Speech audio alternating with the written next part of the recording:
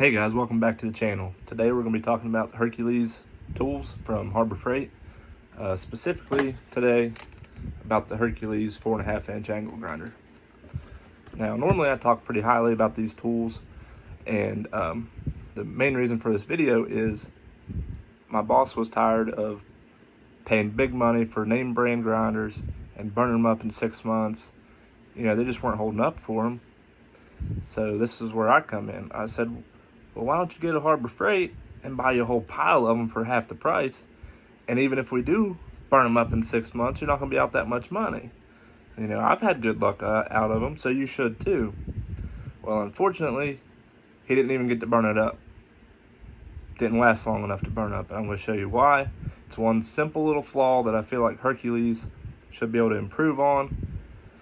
And, you know, it'd make a totally different tool out of the whole thing just because of that one simple little thing. But first we're going to talk about all the tools that I have from Hercules that I actually do have good luck out of, and we're going to talk about that first, just to, before anybody thinks that, oh, they're all junk, before anybody says that they are just complete garbage, this, that, and the other. That's just not the case. Some tools are better than others. They all have their pros and cons. So that's what this video is going to be about. And then after I talk about my stuff, I will talk about the specific flaw with the 4.5 inch grinder, and we'll go from there. Stay tuned. All right, so one of my favorite things from Hercules is it's part of the 20 volt line. This is the Bluetooth speaker. One of the coolest things that I like about it is it pairs so fast. Like, as soon as I turn it on and my Bluetooth is already on my phone, like that, it's paired, which is pretty cool. A lot of stuff you got to tinker with, turn your Bluetooth on, turn it off, turn this on and off, but that's not the case with this at all. Battery lasts a long time in it. Right now I have a 5 amp hour in it, but you can put the 2.5 and it lasts quite a long time too. It's got really good range too. You can walk pretty far away from it and your Bluetooth will still be connected. It's not the loudest thing in the world, especially if you work somewhere loud like I do with welders running, grinders, people banging on stuff all the time. So it's not the loudest thing, but when it's quiet and it's near you, you actually have to turn it down to listen to somebody talk to you, so it's pretty loud then. But if you have it close enough to you while other loud stuff's going on, it's actually not that bad. It doesn't disturb other people because it's not too loud, but it's still plenty loud for yourself or your helper or whoever's with you. So that's one of my favorite cool little things. It's got a little strap here. You put your phone in behind there, it holds it if you want it to. And it also does AM, FM with a little antenna. Pretty neat. I just thought I'd talk about that. And obviously you got to buy a battery and charger and all that with it, but that's definitely one of my favorite things from Hercules. Something else about the Hercules lineup that I think is pretty neat. This is the charger for their battery stuff. But to me, it's super neat that it'll charge the 20 volt and the 12 volt. Here's a 12 volt.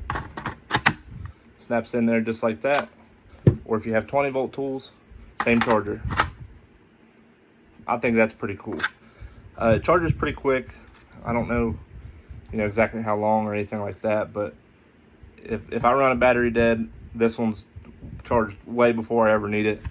So I thought that's pretty cool that you use the same charger for your 20 volt and your 12 volt. I like that a lot.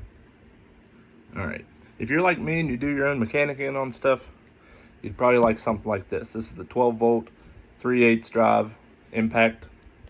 It's got a little light on it, pretty neat. Obviously it's not the most powerful thing in the world, but it has its place. If you're doing small stuff under the hood, you don't want to use a hand ratchet, but you don't need a huge impact either. This thing fits just about everywhere. You can put this size battery in it, smaller one, whatever. Super lightweight. It's got this hook. I like that because I can clip that on like my pocket and just reach down and grab it and it's already ready to go.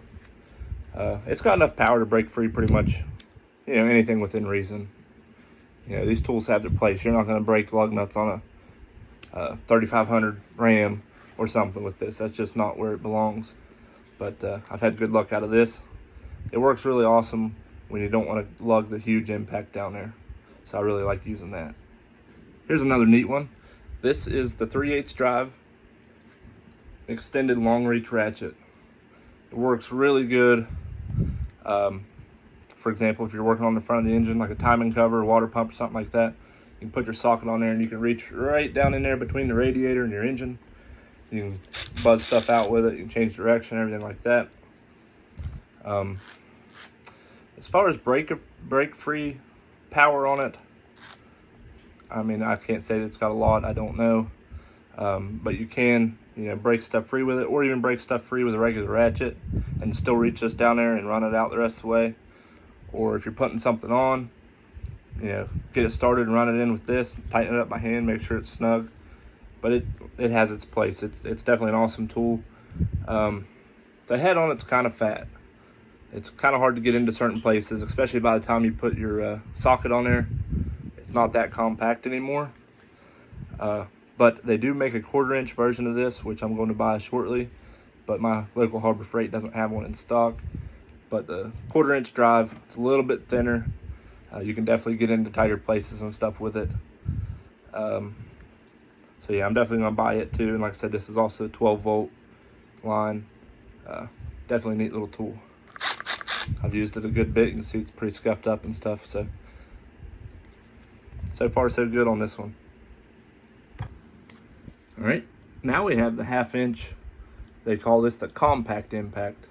It's not as big and as heavy as your full-size impact, but it's definitely bigger than the 3/8 version. This is a 12-volt 3/8, and this is a 20-volt 1/2-inch.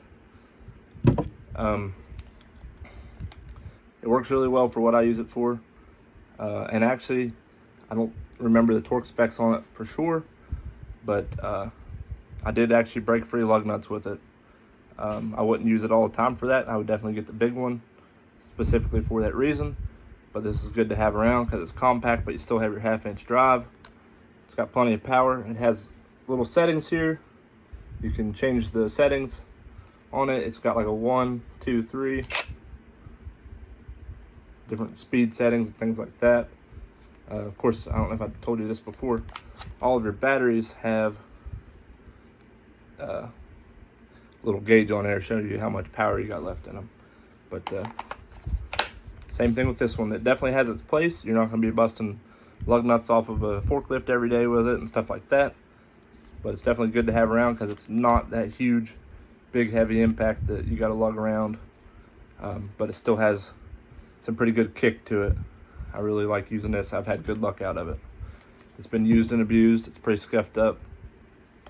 So far so good with this one. Here's a neat one. This is the 20-volt heat gun. And the main reason I bought this, it's kind of a silly reason, but to me it wasn't. I run a diesel welder in the winter, and a lot of times you get water in your fuel, or even sometimes if it's cold enough, your fuel will gel up. And something like this, where you can thaw out your fuel lines with it, and you're not using an open flame with your torch or a weed burner or something like that. If you use this, you're not going to worry about melting the fuel lines or catching the machine on fire or anything like that. So that's a super neat little tool. I never used it for that yet. I bought this really after winter, but one thing I did use it on was Amazon wire connectors, where you heat them up and the solder inside there melts and then it heat shrinks itself. I used it on several wire connections and it did really awesome for that. It seemed like it drained my batteries pretty quick, but I can't say for sure on that because the batteries that I was putting in it, they were coming out of other tools, so they weren't fully charged to start with. But for heating a heat gun, it's got a big heating element in there, and typically something like that does drain a lot of power. So I mean, if you're going to use a tool like this all the time, you should probably have extra batteries or just go ahead and buy the corded version. But if you're like me and you only use it every once in a while and you're out in the middle of nowhere and you need to thaw something out like a lock or whatever, this would be the thing to have. It would work perfect for that. So I really enjoy this one. Also on the heat gun, I didn't think to talk about it earlier. It has adapters that kind of directs the heat. You snap that on there. I think this might be the one I used when I did those solder connections because the tip of it's pretty small and directs the heat right there where you need it. For different things, you might want to use something like that. I think maybe you'd use something like that if you was trying to like scrape paint and you wanted to heat like a wide section with that and scrape paint off, that'd be kind of neat. And then this one, not real sure, but maybe if you wanted to thaw out like a hose or a line or something, but you didn't want the heat to get back here behind it, so that would, you know, snap in and kind of direct the heat around it. Not really sure what you'd use that for, but it's pretty neat that it comes with all these. You can snap them in there and do different things with them. So that's pretty cool. I thought I'd bring that up. All right, now this one is my 4.5 to 6 inch grinder by Hercules. It's probably my most used and abused tool out of the whole bunch. I've had it since early in the beginning of the year, February or March, and I haven't really had any issue out of it. When you buy it, it comes with 3 different guards. It comes with an extra set of brushes, which is really neat because that's almost always what happens to them is brushes. I think it came with a grinding wheel. I don't think I ever used it, but yeah, I've had really good luck out of this one. It's got tons of power, and I think it actually might be lighter than some other brands. One issue I did have with it was there's just supposed to be a safety right here, and it broke not long after having it. And one thing I noticed was this one, you had to push it forward to get it to go, where some other brands, you kind of pull backwards on it. And I think that's what happened because me and my helper and whoever else I was working with, anytime you'd grab it, you know, thinking it was the other brand, you was pushing that safety the wrong direction before you finally realize, oh, hey, it goes this way. I'm not sure why they made it backwards on this compared to other brands. I don't really know. But I think that's why that broke so early, because it was the opposite direction that I was used to. But other than that, this one's been going strong. I work with other welders that have also bought these, and I don't think anyone else has had any trouble with them either. So now that I've told you all the good luck I've had out of my tools, we're going to move on to my boss's grinder, and we'll talk about what happened with it. All right, here we are again with the 4.5 inch grinder. It's got plenty of power. It was not an issue with the power, and it was not an issue with burning it up. The issue is actually with the switch. Even straight out of the box, it was hard to operate. You had to fool with it and do a bunch of stuff, and actually I just broke it showing you. But you kind of had to push in on the bottom. There's like 2 little lines here. You kind of had to push in there and then roll it forward and kind of lock it. And just from day one, it never really worked right. So that definitely did not hold up. And I can't even get it to stay on now with the switch. So that's definitely a huge flaw in these. The other ones, like this style here, it has this kind of switch. And actually between this one and this one, there's actually another style switch down here. It's kind of like a paddle. If they could either, you know, make a better switch like this one, like same style but maybe a better version, or if they would do away with that completely and put that paddle on all of them, I think it would be a pretty flawless machine after that, honestly. It's just silly that, you know, such a good grinder, it ran so good, but the switch was a problem from day one. And unfortunately that worries me because I also have a 20-volt die grinder, and I haven't had a chance to use it yet, but it has a switch very similar to that, where you just, it doesn't really go without thinking about it. You kind of have to think about it and shove it in here, and then roll it forward, and then lock it. It's just kind of silly, and it actually kind of almost feels broke, and I haven't even left the house with this one. But it did come with tools. Came with the tools for the chuck up there. So I think it's going to be a good tool, but if I had to worry about anything on it, it would definitely be that switch, because it's very similar to the switch on this one.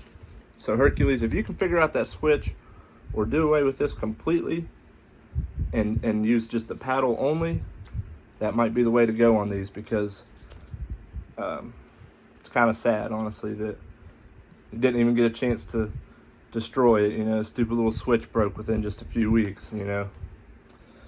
That's no fun. You know, you want a tool to work, and if it burns up, so be it, but something simple like a switch breaking and you're not even being hard on it, It's kind of sad. So they need to definitely step it up on that switch and, you know, bring it up to the level of the rest of these other tools that so far for me have worked flawlessly. So next time I'm down at Harbor Freight, I'll talk to the manager, see what we can do about that. I'm sure since he bought it so recently, they can exchange it for a new one just like it. But if possible, I'd like to see if maybe we can upgrade to the one with the paddle switch instead for maybe the same price. I think that would be super cool if they would do that for us. I think we'd have better luck out of it. But yeah, that's the only flaw I've seen in this whole lineup is that switch on these 4.5-inch grinders. So, all right. Thank you guys for sticking around. I appreciate you watching. I will see you guys next time. Bicycle.